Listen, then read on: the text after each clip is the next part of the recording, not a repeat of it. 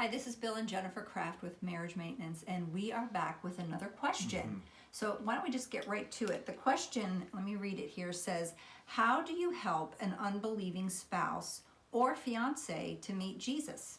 You know, if you're not yet married, you're just engaged, it's important to understand what the scriptures say. In 2 Corinthians, it says, do not be unequally yoked with unbelievers. Well, the word yoked means to join together or to knit together. So the word tells us we're not to be joined together with unbelievers. Especially in marriage covenant. That's right. In Matthew 12, it says, Jesus said, a divided kingdom ends in ruin. A city or a home divided against itself cannot stand. If we are divided, we don't both have Jesus as Lord of our lives, we can't receive the love of God properly in order to be able to give it to each other. Yeah, if you don't have it in you, you can't give it out. That's exactly right. And in Mark, it says, if a house is divided against itself, that house cannot stand. If there's division in terms of the Lord of your life, that's not going to be a good thing. So yeah, it's important to understand what the word says, that we're not to be unequally yoked. Yeah, if we are not on the same foundation, how are we going to make decisions with regards to our finances? How are we going to make decisions with regards to making a decision in our life? Or raising our children. Yeah. So the second part of that question has to do with an unbelieving spouse. What if you're already married and one of you becomes saved, you have a relationship with Jesus, but the other one isn't? Right.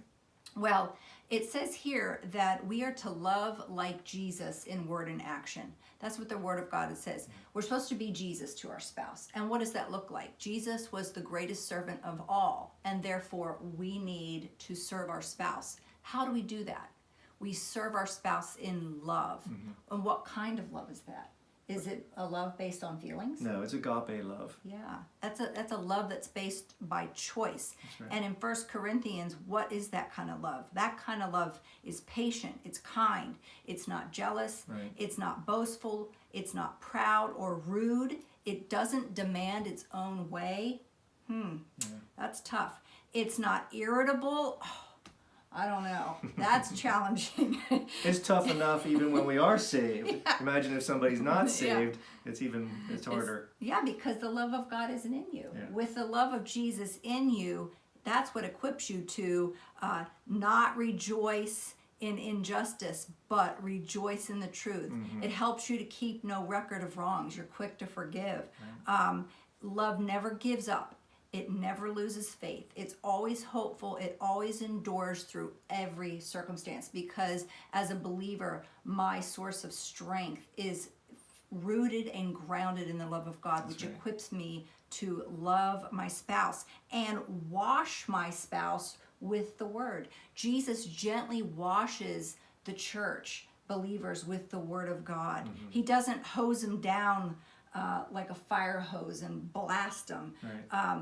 And in 1 Peter 3, it even says that husbands, if any of them do not believe the word, they may be won over without words, but by the behavior of their wives. Right. And vice versa. If you have an unbelieving wife, and as a husband you're a believer, that wife can be won over by, not by words, but by your behavior. What kind of behavior? The behavior we just read in 1 Corinthians 13 Walking in love. Walking in love and what that looks like. So Love never fails. Love never fails. And remember, we give marriage matters priority because marriage matters.